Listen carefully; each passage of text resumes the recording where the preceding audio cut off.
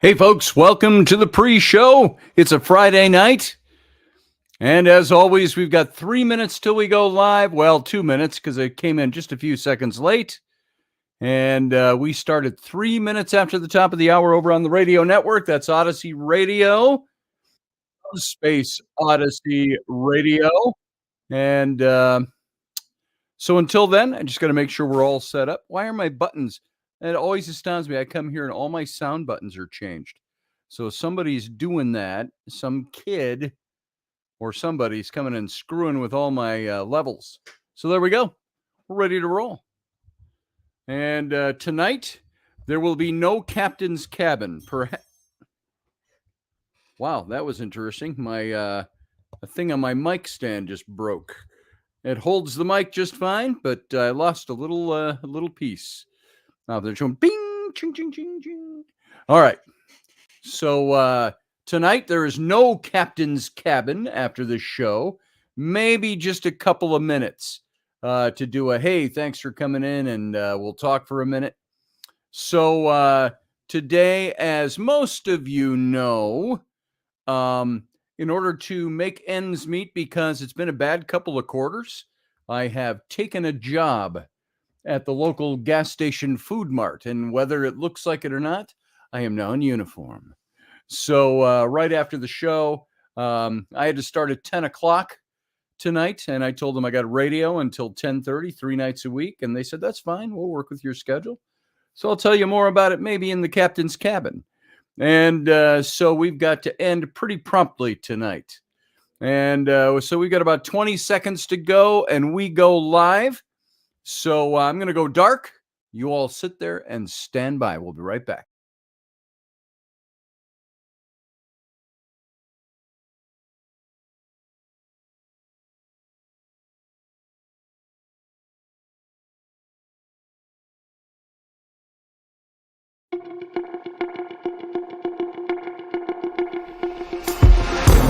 The Intrepid radio program with Scotty Roberts. Intelligent talk.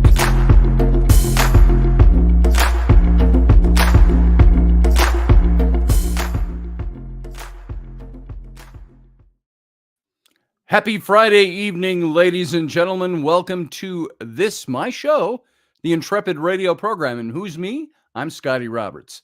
And welcome to my program. For those of you who have not been here before and don't know who I am, welcome to the program. And we do this show Monday, Wednesday, and Friday of every week at 9 p.m. Central Standard, 10 p.m. Eastern. And I want to thank all of you, my regular listeners who come in and join us. Leslie Holker, thank you so much for that gift to the program and to me and mine, and from you to you and yours. I thank you. Thanks, folks, for all you do to keep this place afloat. And I especially thank you, Leslie. You've been over generous over the years that we've done this show. And thank you for that in the public chat room over on the YouTube channel. And by the way, you can listen to this show live in its audio format over on Subspace Odyssey Radio. And that's either at subspaceradio.com or odysseyradio.com. And you can listen via the Facebook pages. And you'll see all the links there. And if you see anybody in the chat over on the YouTube channel that's got the little F by their name, maybe I'm the only one who can see that. It shows that they're coming in from Facebook. If you're on Facebook watching, you will not get the wonderful benefits of the chat room over on the YouTube channel. And by the way, in the very near future, we'll also be broadcasting via, you guessed it, we're going over to, and I've mentioned this many times before, Patreon. And I'll tell you more about that as that starts to happen. And tonight, Fridays, we say, are ghost days. And tonight we're going to talk a little bit about the paranormal and maybe whatever else suits my fancy. That's what this show is. Isn't that an old phrase? It's kind of funny. Nobody says that anymore. Does that suit your fancy? That's old phraseology. And I sometimes find I come up with phrases and sayings and things like that my kids look at me and with blank eyes, glossy-eyed, and wondering what the hell I'm talking about. But old stuff we learned from our parents or our grandparents. So Suit your fancy.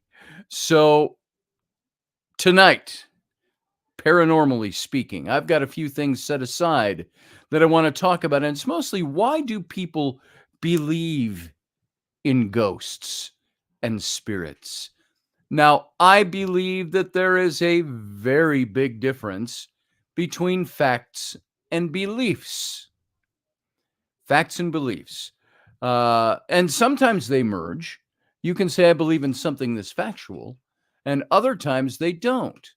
Um, we will believe something without having facts behind it. Do you believe in ghosts? Is a question I would ask you. Tucson, one stormy day in November, water streaked across the second floor windows of the Orpheum Theater in downtown Phoenix.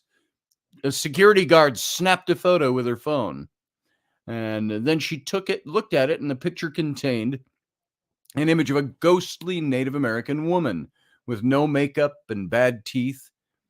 And this was a woman named Patty Dunlop, the volunteer coordinator for the City of Phoenix's Convention Center Department, which owns and operates the theater. I could tell, she said, I could tell that she had died a violent death in that picture just from looking at it, Dunlop said. It was very, very scary.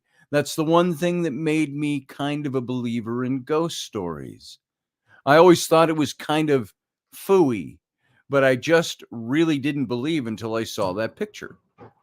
And so the point that that little story would make is that when it comes to believing in ghosts, Dunlop isn't alone. 32% of Americans believe in ghosts, according to a 2005 Gallup poll. Now, that's maybe a little outdated now, because I think that number has gone way up. And there's a more recent Huffington Post poll that indicated that 45% of American adults believe that spirits of dead people can come back to life, or come back and we interact with them. And there's a mixed group of skeptics and believers who recently toured that Orpheum Theater to learn more about the ghosts that haunt the building. We're going to talk about that in a minute. Something I've found, and I think that this crosses over from your paranormal beliefs to your religious beliefs, your spiritual beliefs, your beliefs of faith, and so on, is that, do you believe in God? Well, belief is one thing. Having facts is another thing. What does even the Bible say about belief in God? It says, you believe in God, you do well. It says, the devils believe too, and they tremble. So there is that out there, that there is belief is one thing, but having facts is another thing. I can say I believe in something. Does that prove that it is so and that it exists and that it's real? No, it doesn't. And so I want you, as we talk about this topic tonight, to kind of take into hand whether or not you believe something or whether or not you have the facts about something. Now, I can outwardly say, I believe in certain things. I believe in God. I believe in certain forms of God. By that, I mean religious aspects of God, the way we've labeled God or made him out to be what we think he is. I have certain beliefs about God. Does that mean I have facts about God? No, it doesn't. Does that mean that I believe in prayer? Does that mean I have facts that prayer works? No. I have things that happen, certain sets of things that I see that cause me to solidify my position on something. If I say pray for something and it happens the way I want it to, I might say, hey, I think I believe in prayer. I think it works. I think I have my facts in hand when I say I believe in prayer. What about when I pray for something and it doesn't happen the way I want it to? Will that affect my belief system? Or can I say, well, I believe that same God can also say no as an answer? So we can look at all of this, we can look at that and apply to all the different things that we want to apply belief or factual basis to. We can have beliefs on many different things. I was looking just the other day with Michael Brewer, who may or may not be in the chat room. I haven't seen him yet tonight.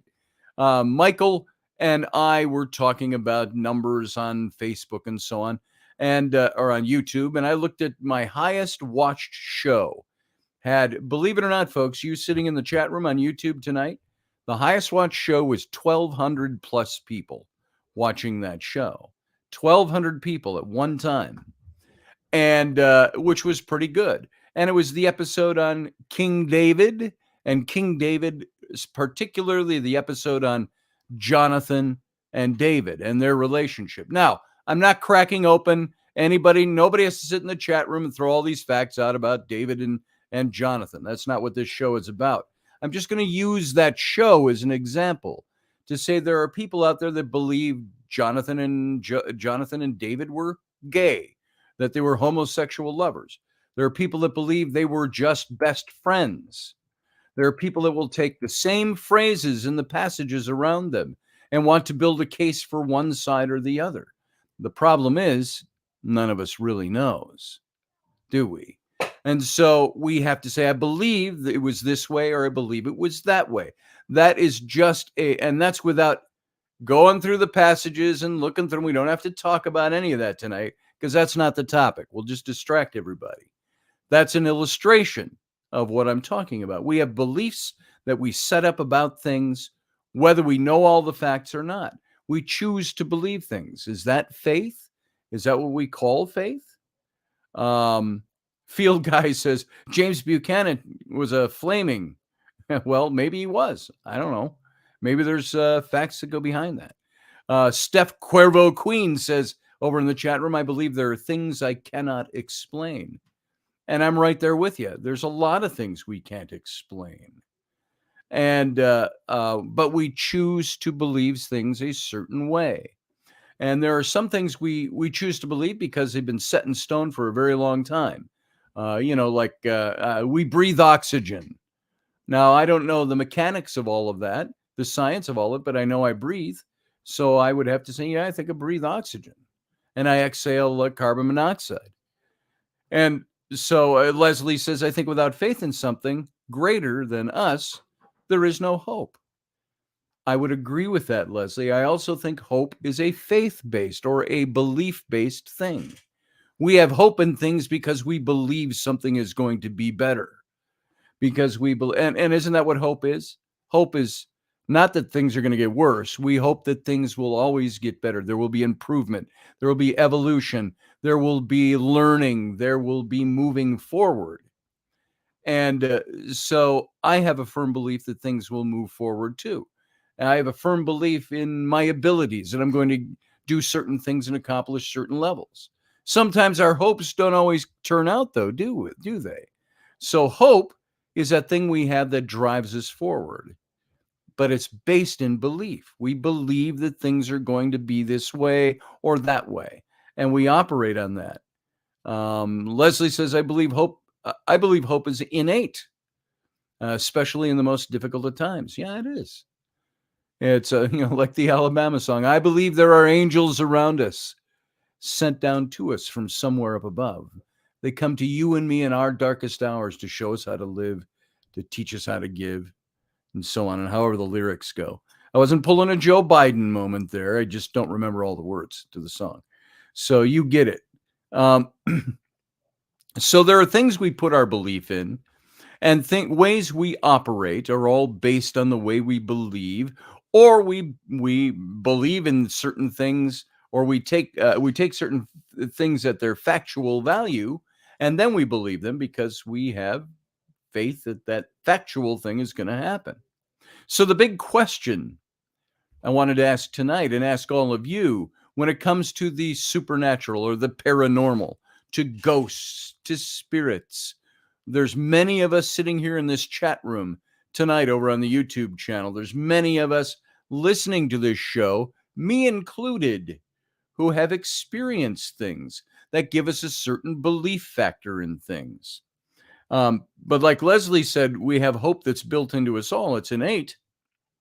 I also think we have to listen to that still small voice of skepticism sometimes. We all have that built in, or you could call it common sense. We have to balance things out. And I brought this up once before, but even in biblical text, it talks about try the spirits or put them to the test. It means the spirits to find out whether they are of God or not. And so that's an important factor for Bible believers. You have to try them, you have to put them to the test, and so on. Now, I don't think that means everybody's got to go out and start doing that. I think it's in particular situations where you're confronted with certain things. It says try the spirits to find out which one is of God and which one is not. Kat says, I have a photo for you from Fort Laramie, Wyoming, but going on who took, it's probably fake. Oh, yeah. I know who you're talking about. We won't go there tonight. So, yeah, we all have these experiences. Some of us do, some of us don't. But I don't like the word believe only because people can believe anything they want. And very often our beliefs aren't true. That's the problem.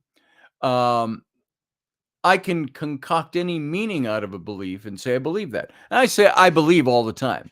Say, I believe you're wrong about that. Or I believe Joe Biden shouldn't be in office.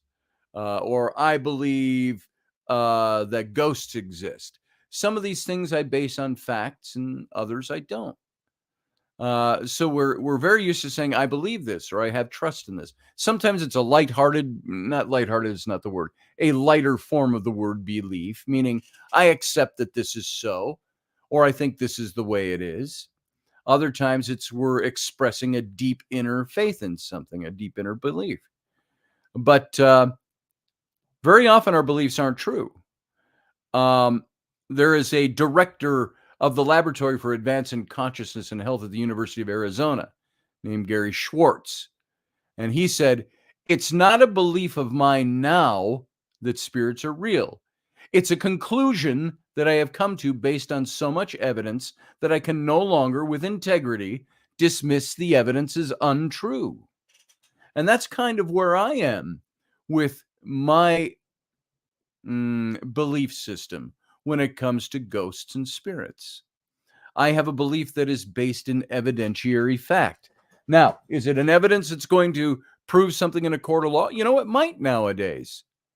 You might, but the conclusion might end up being, well, you definitely got something that's not human there. We don't know what it is, but can you really call it a ghost or a spirit? Sometimes we don't know that. And the same with anything we put our beliefs in. You can be challenged on just about anything. But Schwartz had been looking into the existence of ghosts for about 18 years. And he started by testing the authenticity of mediums, those people who claim to speak to the deceased. And Schwartz studied to be a fake medium himself at one point. I'm a pretty good fake medium, he said. Consequently, I could design research that invalidated the tricks. And so, yeah, good theater, you can overcome a lot of things. In controlled experiments, Schwartz said he could validate a genuine medium, if he or she could provide information about the spirit they were talking to, including intimate details the medium could not research ahead of time. A close family member or friend of the deceased person checked the information. And so based on the evidence, and I did many experiments, he said, the conclusion I was forced to was, yes, some mediums are real. And once you know that some mediums are real, then they're not all fakes, and you can't brandish them all with all mediums are fake. And they're not all frauds. And you can't explain it by any of our standard conventional ways. You then have to accept the data and follow it where it takes you. And his research is funded by private entities. And they led him to the conclusion that ghosts are real and some people can communicate with them. So I would look at this the same way he did. Not all mediums are fake. Some mediums are real. Not all of them are frauds. So you can't brandish all of mediumship in a skeptical, denialist type of way and say none of that exists. The same with ghosts. They say your experiences are anecdotal. And that's true. If I saw a ghost in this room, that would be anecdotal. I could say, I saw a ghost in my room, and he picked up a book, saw me, and dropped the book to the floor and vanished. Now, if I told that story, probably 50% of the people out there at least would say I was a crackpot. Or and probably the vast majority of them would say I was making shit up. There would be another 50% that would say, well, I believe your story. But then some of those would be, I believe that you believe your story. So all the different answers would come in at that. My anecdotal experience, I'd say, would trump your skepticism because I was there, I experienced it. The problem is nobody else was. So you have to base your belief on other evidence. You have to look at my character. Am I the kind of guy that would make up a story like that? Am I the kind of person that needs to prove that ghost exists and what does it profit me either way? Unless I'm going to profit off of the belief that ghosts exist, then that could work against my favor. Because they might say, well, you're just saying that to boost your business. And so there's all kinds of arguments out there. But there are evidences I've gathered that I've played from some of you. I've shown to all of you who listen to this show regularly. I've played recordings. I've shown videos. I've shown still photographs. To me, that's all evidence. And it's evidence because I experienced it. I look at the whatever that person was in Egypt when I had that, which I don't have. For those of you who are new here, I don't have visions. I'm not given to that stuff, but I had one for sure. And it was that day when I saw that being in the photograph about 6 years after the fact that I hadn't noticed before. I believe it may have been jinn. Now, that's where it becomes subjective. The solid fact is that I have a photo that has something in it. It's the figure of a person. It's black. You can see some features reflecting in the sun, almost as if muscular shoulder, black or dark brown skin reflecting. A few points I had to take into hand was that there was almost nobody there that day. The Egyptian guardians who live there dress in galabeas, the long robes, long sleeve robes, white, blue, black, and but none of them conformed to the image I saw. So I started looking at that and saying, okay, what is this thing? And it also wasn't there in the very next picture where I stood down off the step I was on and took another picture in the same direction. So I look at all of those facts and I start to put together and I say, that was something. And I've done that with other pictures I have. So I look and I say, yes, I have photographic evidence that things exist. The fact is something was in that picture. What is subjective is, what was it? Well, I don't know exactly. It looks like a person, but there was no person there that could have matched that description. In the ruins of a 4,000-year-old temple. There was nobody else there dressed like that or undressed like that. And so the subjective part comes in and saying, I don't know what it is. I just know that it was something that was abnormal.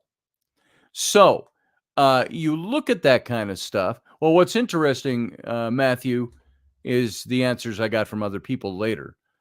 Shamans, psychic mediums, who I told, I had this vision. What was that? Well, somebody did, and they gave a lot of details. That's how I gauge psychics the same way, mediums the same way. I don't try to trip them up or stump them. It's just, what can you tell me? Like Michael and Marty Perry, I told that story again recently, where they saw people I knew from my past, but they didn't know me very well 12 years ago. Well, more than that, almost 15 years ago when they did that. And they didn't know me from Adam, other than that I was part of the same event that they were, speaking event. And he didn't know anything about my past, and he pulled out some pretty interesting people by name that were associated with me. That said something to me. That was evidence to me. So getting back to Schwartz, his next step was detecting spirits, not just working with the mediums. And since some mediums reported physically seeing spirits, Schwartz hypothesized that they would detect spirits using photons. Now, how does that work? I don't know. Let's see. In an article published in Explore, the Journal of Science and Healing, Schwartz concluded that it was possible to measure the presence of spirit by an increase in photons in an otherwise black box when when a spirit appeared inside the box. And so then he's now trying to identify spirits using a method astronomers use to see planets around distant stars. The only way to detect the planets is when they pass in front of the star. So blocking its light in the same way, Schwartz hopes to detect spirits by having them pass their hands through a beam of light. When the spirit's photons block the light, he can detect the presence of ghosts. So far, he said the technology is only about 70% accurate, which is statistically significant, but it's going to require further testing. So what about ghosts in real life? We can put things to the test. I do all the time. We have equipment that does certain things. We have equipment that picks up voices. I had EVPs that I recorded years ago that a good skeptical friend of mine said, I don't hear anything. Well, it's because he didn't want to hear anything. He wasn't trying to hear what was in the white noise. We had in the old ranch house, we had a little girl's voice. It sounded like a little girl saying, get out right now, with that tone of voice. Get out right now. And it was embedded in the white noise. Just the shh in the bottom, and you could hear it. And when I raised the volume and tried to isolate that little clip out, you could hear the voice. My skeptical friend couldn't hear it. I don't hear anything. I just hear noise. I hear static. I said, and I was not frustrated with him, but I said outright, I said, you really don't want to hear it. You don't believe it exists, so you will block that out of your mind. You've got to open up your head and open up your ears and listen tighter. Well, I hear something, but I don't hear a voice. Well, I heard the voice. I heard it say what it said. I've caught many things like that. That to me was evidentiary proof that something was speaking. But so what about the ghosts in real life? According to HuffPost YouGov poll, 28% of adults reported having seen or been in the presence of ghosts. Now, I know many of you listening to this show tonight, many of you in the chat room, many of you have your stories, and you've all experienced these things. Those of you who have these stories, you've experienced certain things. Catch says right here, Jeff got woke up in the night last Halloween by a child saying, can you see me? I know you can hear me, but can you see me? See, you think that's a little creepy. You might get a little chill out of that. You go, whoa, if I heard a voice like that, I've heard voices in the night before. I remember, now, is this just the mind working? Or is it guardians? Is it spirits? Is it ghosts? I had set an alarm. I had to be on a flight, an international flight. And I needed to be up at a certain time very early in the morning. And about a minute before the alarm went off, I heard a woman's voice say, Scotty, wake up. And I opened my eyes and nobody was there and the alarm went off. And so do those things happen? Yes, they do. Was that my brain creating that? Possibly. I have no proof that that was a ghost. I have other proofs of things that happened to me that were ghostly or spirit form. I've told you the story of back when Rainey and I were first not dating. We were kind of together, but we weren't really dating the way it ended up. We were hanging out an awful lot, and we had that was when we had the I won't explain that any further. Trust me, you all know, if you're an adult, you know what I mean. We were hanging out, spending a lot of time together, and she was spending maybe 4 or 5 nights a week at my house. But we weren't dating. I didn't want to do that on that personal front. I kept pushing her away, but I kept saying, please don't go. So it was a weird time for me, that first 6 months Rainey and I were together. But we had that experience where I told you the blankets were all pulled off of us. The big heavy blanket was pulled off of us in the middle of the night. And it wasn't like, oh, it casually just kind of rolled to the floor. It fell to the floor because we pushed. No, we were covered up. I was covered up. And the thing was like, it was almost like a magician standing at the end of the bed with his hands on the blanket going, and for my next trick, watch this, whoosh, and yanked that blanket out. And I sat up so fast, I sat up and I caught the blanket at my feet and yanked it back up. And you all know that story. I've told that story a couple of times before, at least. Well, that to me is an experience. We had somebody come over, a witch, a friend of mine who was also a witch. It was she and her mother. They did pendulum readings in the room and psychic stuff and all of that. Rainey and I saw stuff. I've told these stories before, so I'm abbreviating it.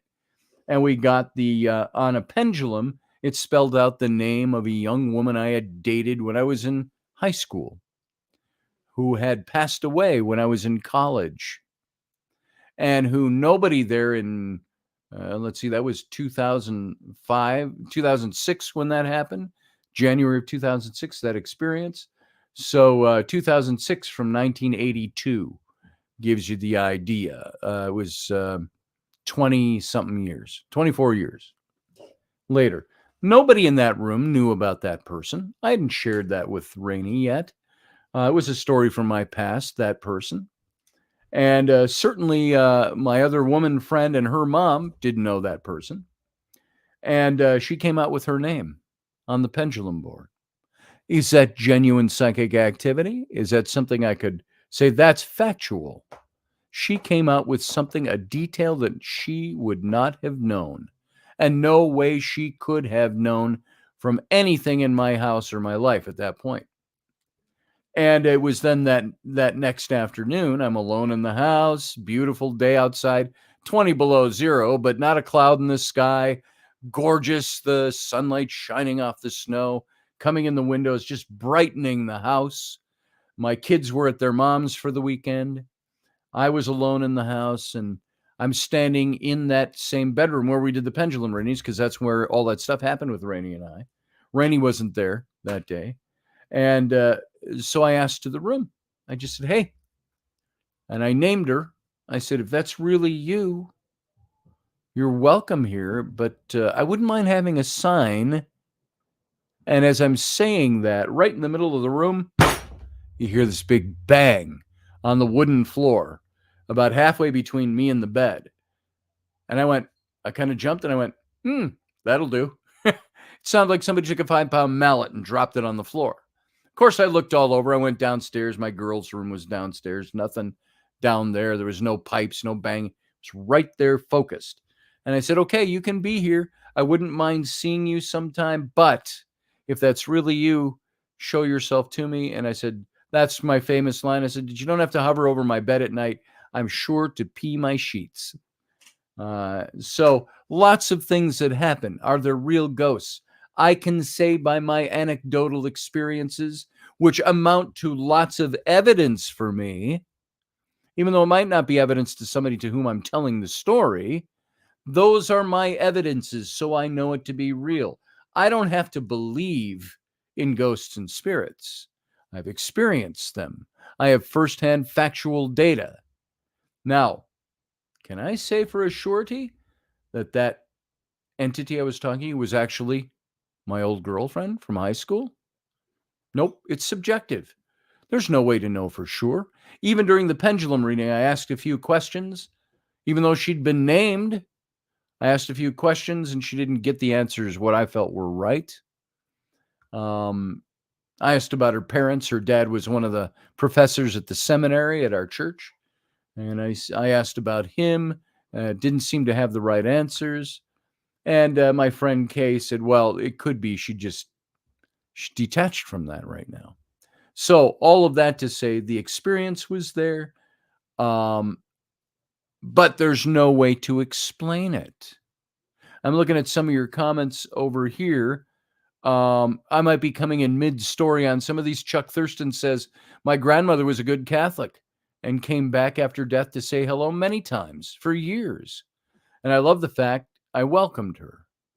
And she was an awesome woman. And Chuck, I believe you have some empathic abilities. Do you have anything else going on with you? I know you were somebody deep into governmental work. He was like a secret spy all through his life, but you've also got those abilities. That's pretty cool. Randall Flagg says it's so hard to document. You never know when something's going to happen. That's the thing. You'd have to have 24/7 cameras going and recorders going around your life in order to catch some of the things. You know when they happen? when you accidentally unplug it, and then something happens, and then you go, it's all on camera, and then you realize you unplugged your camera 10 minutes ago. So let's see what else. There were some other comments in here. I see Valerie commented a lot. I've seen shadow people here, but also a light entity, and no idea what that was. I know Matthew Sainsbury has seen things. All kinds of stuff, says Steve Clark, happens in my house. As part of it was built. It was built in 1890. Yeah. It's when Rainey and I, 1890 rings that bell. We went to the Water Street Inn in Stillwater, Minnesota for my 60th birthday 2 years ago. And we got all that ghostly activity. It was during the height of COVID, all the shutdowns. The hotel was open, but the bar was closed. All the restaurants in town were closed, Little River Town. And part of the building, the original hotel, was built in 1890. And we got lots of stuff in there. We got the woman singing, which I caught on recording, by the way, and I've played on this show before. So I have evidence that those things happen. Kat says, my dog used to run in the dining room barking a couple of times a week when we first bought the house. Come to find out, the last owner dropped dead at the dining room table. Maybe he's still sitting there, Kat, going, so when's dinner coming? I've been sitting here forever. I'm going to turn into a skeleton before my dinner arrives. We don't know exactly. So Leslie says, Scotty, I'm going to try and get some sleep. You have a beautiful weekend, and I hope Rainey is feeling better soon. Me too. Thank you again, Leslie. Thank you for what you did. The donation at the top of the show. Thank you very much. Y'all see that? Y'all see what Leslie did over there at the top of the screen? Thank you, Leslie. I appreciate it. You sleep well. Randall wants to know where his cake is. I have no idea. Yeah. The dude sitting at the dining room table. Where's my cake? Valerie says, an empath, I receive input at the weirdest times, and it usually makes no sense at all. That's the way I hear from a lot of people that have that kind of a gift. My shaman friend, David Weatherly, author, shaman, so on. Many of you might know him. I've told this story before, but when I went to Egypt the first time back in 2013, January of 2013, which is only 10 years ago now I think about it, he called me out of the blue one day. It was the whole story with Philip Coppens and Philip Coppens' death and how it had hit me, and I'd crying for days, and I couldn't control it. I didn't know what was wrong with me. Why am I reacting this way? And he called me out of the blue, and he says, you know how I said I receive messages sometimes? Sometimes I'm reading something, or I hear a song or whatever, and sometimes I just hear an audible voice. And he said, I was just sitting here 10 minutes ago, heard a voice in my office say, call Scotty.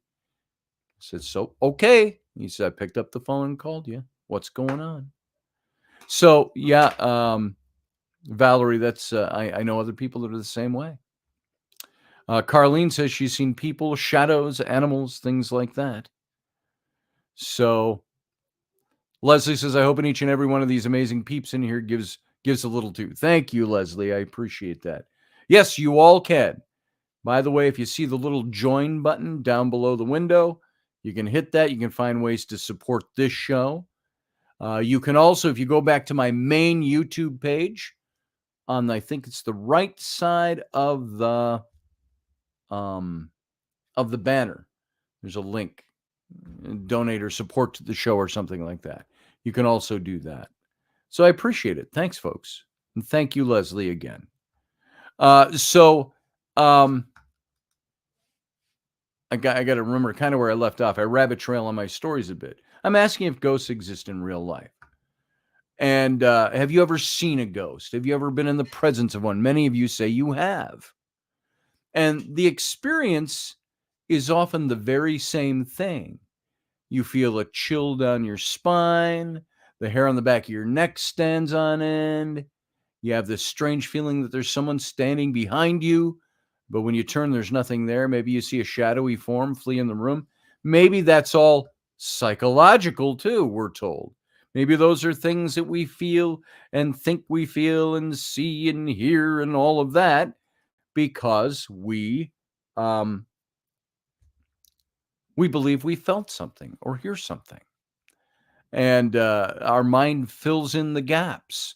Maybe I know a lot of skeptics will say, you needed to see something, therefore, you know, um, you saw it. And my response to that is, I don't need to see things like that so badly that um, that I need to make it up in my mind. Sorry about that, folks. I hit something that I'm not going to show till the end of the show. So we'll start that over. Sorry about that. Those of you watching, you may not have heard that, or maybe you did over on the radio. That's for later. I was just pulling it into place so it was there. Thank you, Steph. I appreciate that. Anybody who wants to donate to the cause of keeping this show rolling, go ahead and feel free. And I love you for it. Thank you. And thank you, Steph. That means a lot to me. And a Kat, I know you were going to be doing something differently. You talking to me about that today. So thank you. And so I'm not going to get into all of that, but when the time comes, I'll tell you some better ways you can do that, easier ways when I start working on the Patreon site. And that's coming up too. So back to the topic at hand, rather than talking about that, the experience is often the same as with mediumship or anything like that. So whenever a person has that experience, we can't tell from the experience per se whether it's genuine or not without getting some other corroborating evidence that validates that experience. So sometimes those experiences are not spirit related, they just happen, or they're wishful thinking, or we get frightened and it's nothing. But on other occasions, those experiences are actually reflecting moments when we detect the presence of an invisible spirit, somebody who's there that we can't necessarily see. And the challenge is for us to be able to discern which are the valid experiences and which ones are not. That's the difference between belief and fact. You want to weigh things out. You want to find out what's going on. Because of pop culture and pop cultural television shows on ghost hunting and all, we've all learned how to, what it means to debunk something. If something happens, how do I check it out to make sure we check all the facts first before we want to put a belief in? Unless we actually saw the thing happen, we saw a spirit open a drawer and slam it and tip his hat at us and disappear. If you didn't see that and you just heard the drawer or saw the drawer, it's like, how do you know what you just saw? So you want to go examine it and find out what you saw. And with, you remember the cat story where Rainey and I were out and we weren't married yet. We were together all the time, practically living together 5 nights a week, 5 days a week, 6 days a week sometimes 7. You see, it evolved. And she had her 2 cats at my house. We had a cat. And one day we came back and the cats are all closed up in the bathroom. Well, we try to open we're looking for the cats. Where's all the cats? Hear them meowing. The bathroom door's closed. We go over to the master bathroom. Guess what? They're all in the bathroom. But we can't open the door because somebody had opened all 3 drawers of the vanity and blocked the door from opening. Maybe a design flaw in the house, but I had to take a knife or a screwdriver or something, stick it in about an inch crack of the door and work all those drawers closed on the vanity in order to open up the door. So we pulled that whole vanity apart, taking everything out of it. How could the cats have opened those drawers? First of all, they were all brand new. They were spring loaded, meaning you pull it out about a half an inch and let go and it slams back shut. Thunk. And so you have to pull it out past about an 1.5 to 2 inch mark for that drawer to stay open. Then you could pull it open the rest of the way. And there was no entryway to behind the doors from underneath the vanity. It was walled off in there, inside the cabinet. And so we had to try to determine what was it that was that opened up those drawers. And then the whole story, with Other days were rainy before she was staying at my house, before we were dating. She had showered at my house. Electricity was out in her part of town from after a big storm. She came over with her girlfriend, Kat, and her boyfriend. And we were all sitting in the living room having beers and playing chess. And Rainey asked if she could use my shower in the master bedroom. Go right ahead. And she came out. You remember this story? She came out, hair dripping wet. Her clothes are all wet. She's got them on because she put on dry clothes over a wet body. And she's standing in the archway that went from the living room. And then it turned down the hall to go to the master suite. And she said, I'm done in the bathroom. And we're all like, oh, cool. And started laughing. And she said, no. And then she told us she's in the shower. She feels like somebody's in there. She just gets that feeling that we were talking about. And she says, okay, I'm going to be done in here. She gets out. She has her clothes are folded up and laying on the toilet seat. She reaches for a towel. And out of the corner of her eye, she sees movement. And she looks in the vanity drawer, the same vanity, by the way. Vanity opens slowly, slams shut right in front of her eyes. And she said, fuck this shit. She throws on her clothes and she comes out. And that's where she's standing dripping wet in the archway. And there was also a little hand about this size had left a handprint in the steam on the mirror, and it was still dripping wet. And she saw that too. And it was smaller than my son Sam, who was 4 at the time. So it gives you an idea. So all these things happen. We have experiences. We have things that cause us to believe because we experience them. We see the evidence. We may not be able to record it, but it would be like, you know what just popped in my head? It's like I was going to try to give an anecdotal experience of being out in the wilderness and soaking something up, and you don't have your camera. You're just like, oh, I wish I could record this moment, but I'm just going to soak it in. And I was thinking of that movie, The Private Life of Walter Mitty, the remake with what the heck is his name? I'm slipping on it. Come on, you guys know who it is. Why am I slipping on his name? You know who he is. Night at the Museum guy, the Night at the Museum movies. He was in that. His name's right on the tip of my tongue, and I can't spit it out. Stiller. Stiller is his last name. Anyway, he's in that movie, The Private Life of Walter Mitty, which I highly recommend. It's going to leave you with some really different feelings than you thought you might have going into it. Ben Stiller, there it is, Kat. Thank you. Why I blanked on his name, I don't know.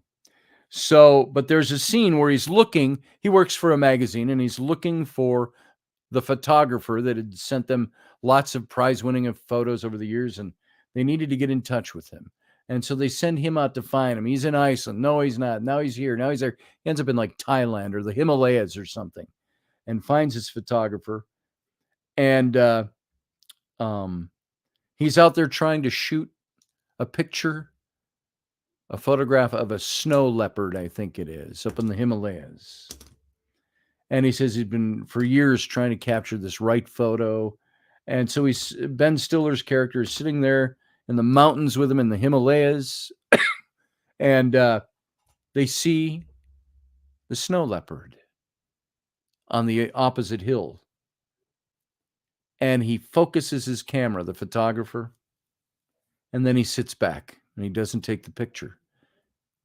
And Stiller says, well, basically, why aren't you taking, there it is. There's your dream shot. And then he looks through the lens again and the snow leopard wanders off.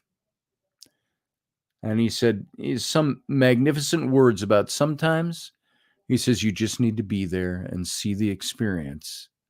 I don't need to take a picture of it because now I've experienced it, kind of thing. And so the same thing. Sometimes we have the experience. We don't catch it on film. We don't catch it on tape. We aren't ghost hunting or paranormal investigating. We just experience it and we go with it. And you gain that experience and it becomes part of who you are. But let's go back to this Orpheum Theater thing I opened up with at the very beginning. People have reported ghosts in that building for many years. The money made from the tours goes to help preserve the theater. And this is, by the way, I said at the very beginning that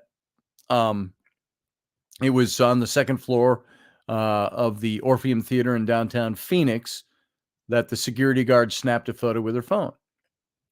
And it was the image of a Native American woman, no makeup, bad teeth, and so on.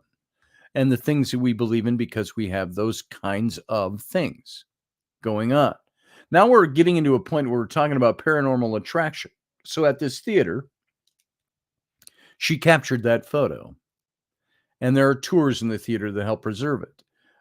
Joe Atreides, who runs the Phoenix Ghost Tours, works with friends of the Orpheum Theater to tease through the history of the building and the reports of the paranormal activities. And here at the Orpheum, he says, a lot of staff and crew have known about a specific ghost that's very popular and very well known. Her name is Maddie. And the truth is, we actually don't know who Maddie is, he said. And they don't believe she's the only ghost there. The historic theater may be home to several ghostly personalities, including a ghost cat that enjoys playing with the computer mice. There's times, he says, that something that's happened that sounds a little weird, but it could be explained by other things. I do my very best to actually disqualify that it might be something else, because I think some of the real best ghost stories are the real ghost. Some of the best ghost stories are the real ghost stories. And he says he didn't always believe in the paranormal. He says, I always knew there was something weird about it. Most of the time, I realized it could be explained away, he said. It was the 10% of the time that I couldn't find other explanation, and the least craziest one was probably ghosts. And sometimes you just got to say, I've seen dead people. And that's the way it works. That's the way it is. And so when it comes to belief and fact, I have to ask, do you believe in ghosts? I've got a big, long article I wanted to reference here, which I haven't even gotten into, but that talks about belief. There was, I see something here. Michael Shermer, author of The Believing Brain, argues that we see casual intentional relationships, even when they don't exist, because it's evolutionary advantageous to do so, and because humans have the tendency to look at patterns and see them as deliberate. And in a column for Scientific American, Shermer writes, we believe that these intentional agents control the world, sometimes invisibly from the top down as opposed to bottom up casual randomness. Together, patternicity and agenticity form the cognitive basis of shamanism, paganism, animism, polytheism, monotheism, and all modes of old and new age spiritism.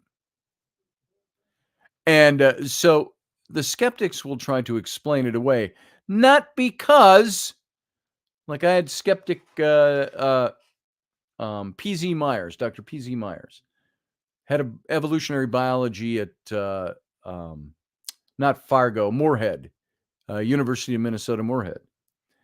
And he spoke at one of our events. He was a big critic of mine and what we did, but I invited him to speak at the Paradigm Symposium.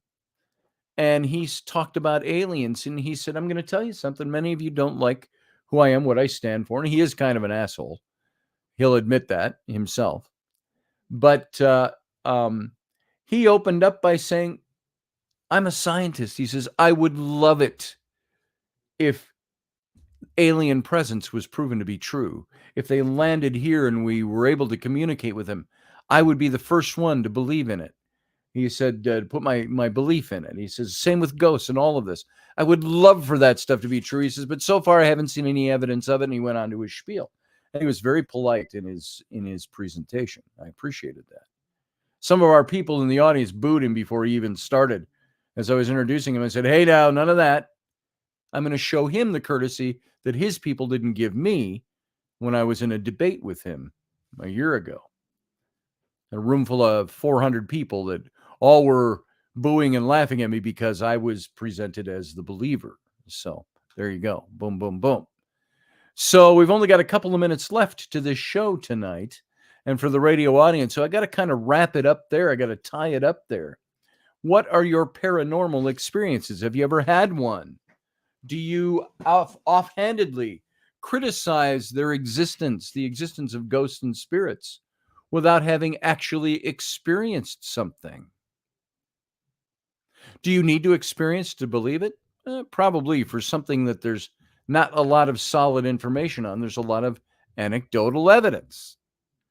And so the same thing, you with all of this, you're going to believe something because you experience it, because you see the evidence.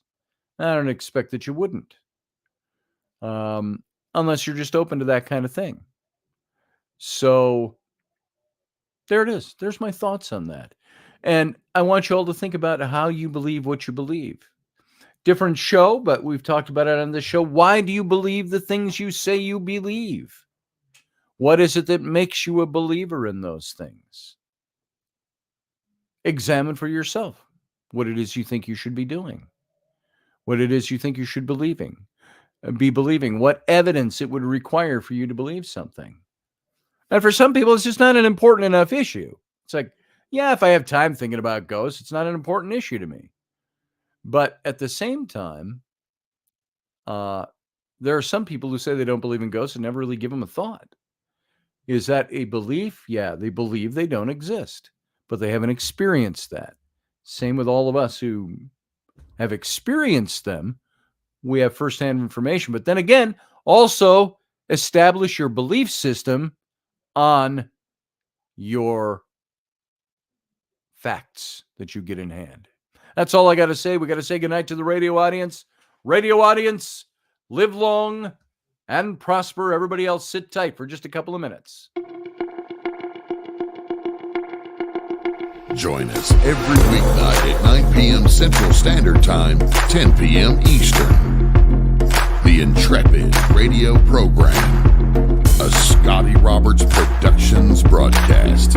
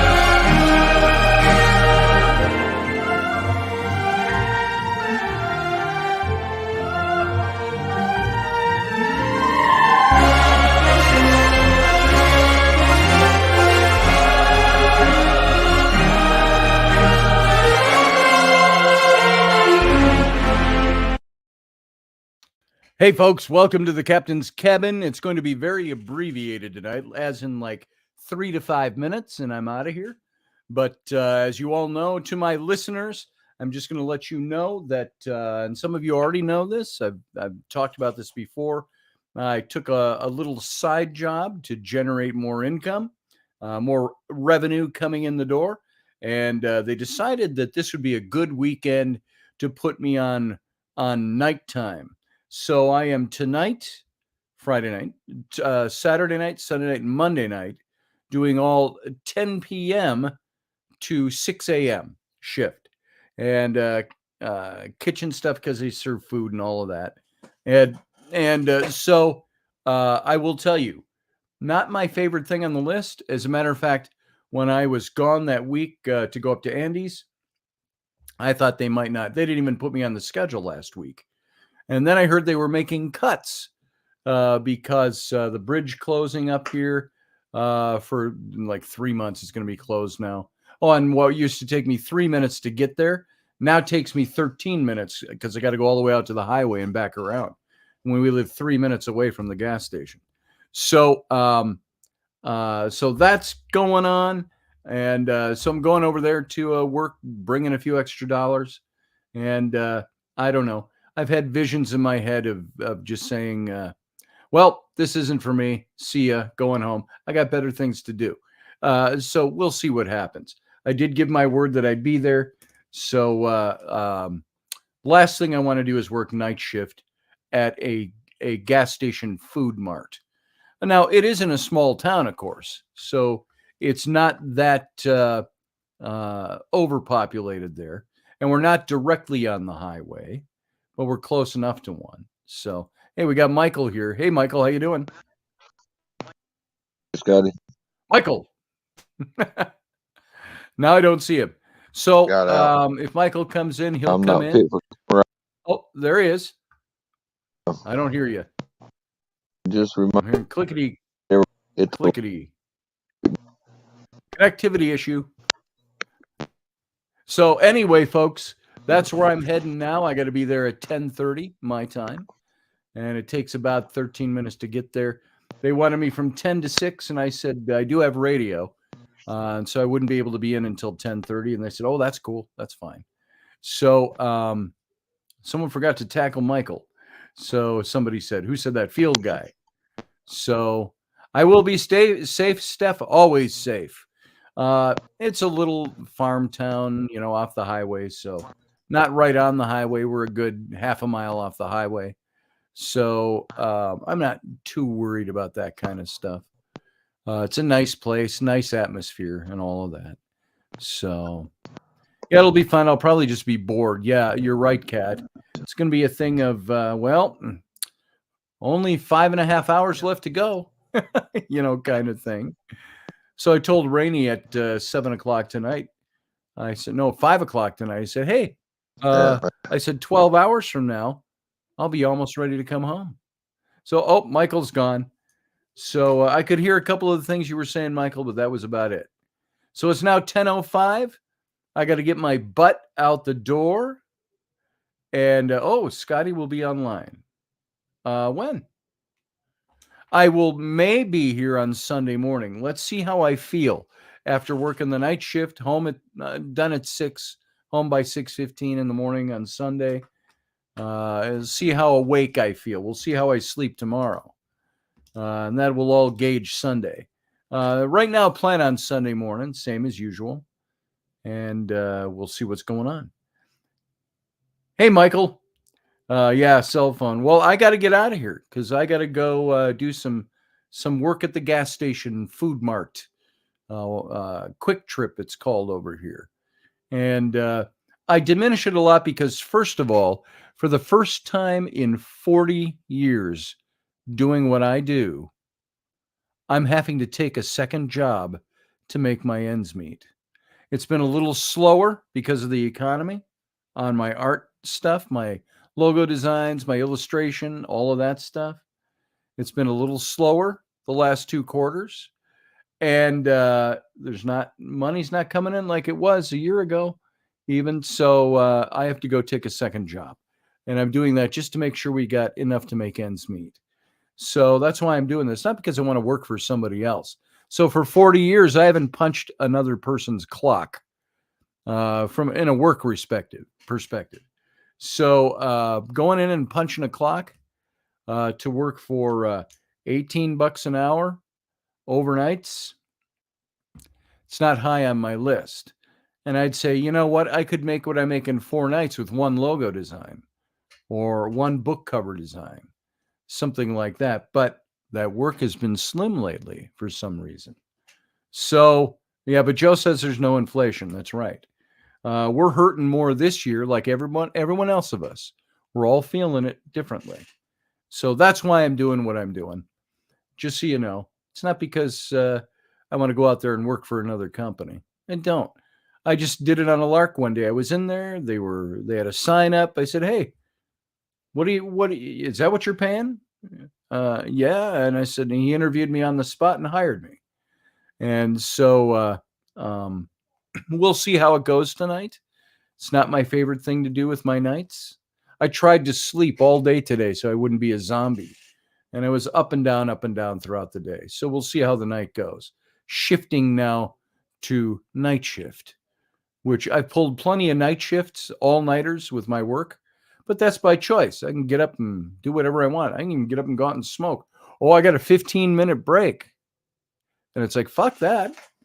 You know what? If it's a thing that is so outside the norm for me that I feel I can't do it, and I've got a good attitude about it, really good attitude. I go in with a good attitude. I'm there, and so on. We'll see how it all goes tonight.